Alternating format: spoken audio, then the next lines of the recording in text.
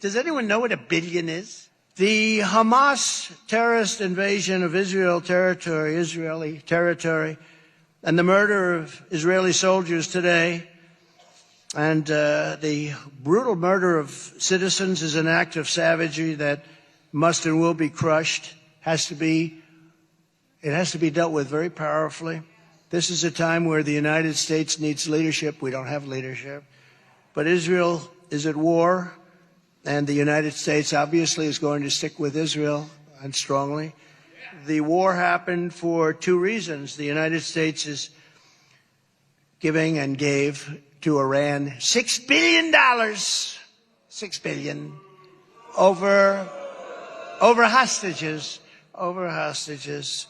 And, there was a very good trade. They got 5 hostages. We got 5 hostages. Okay, that's the good news. The bad news is, and their hostages were tough, by the way, I have to tell you. That was, okay, let's assume they're doing just fine. But it was 5 for 5.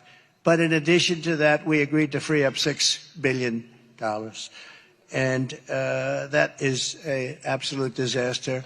And I would not be at all surprised if part of that tremendous wealth that they just accumulated went into all of a sudden watching this level of aggression. They didn't have that level of aggression with me. They didn't have it. This would have never happened with me either. You know what wouldn't have happened? Ukraine wouldn't have happened. Taiwan and all this tough talk with Taiwan wouldn't have happened. And what's going on with Israel right now, people were shocked. I wasn't shocked because 2 weeks ago we gave them $6 billion. Think of it. So we get 5, they get 5, but the difference is we have to give $6 billion. $6 billion! Does anyone know what a billion is? $6 billion. It's like it's water.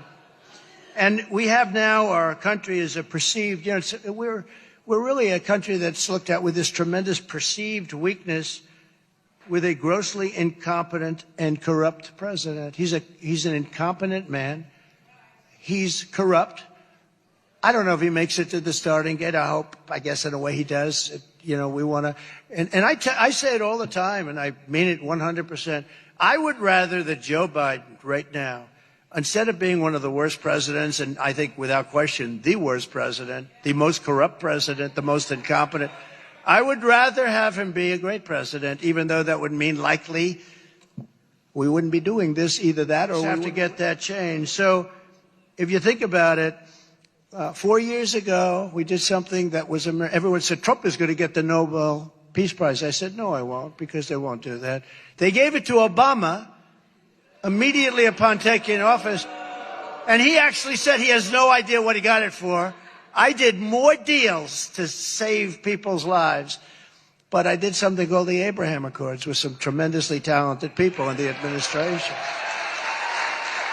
And had the election been on the up and up, we would have had that whole thing would have been signed, sealed, and I think I would have had Iran in there too. I think you would have had massive peace, but the Abraham Accords is a phenomenal thing.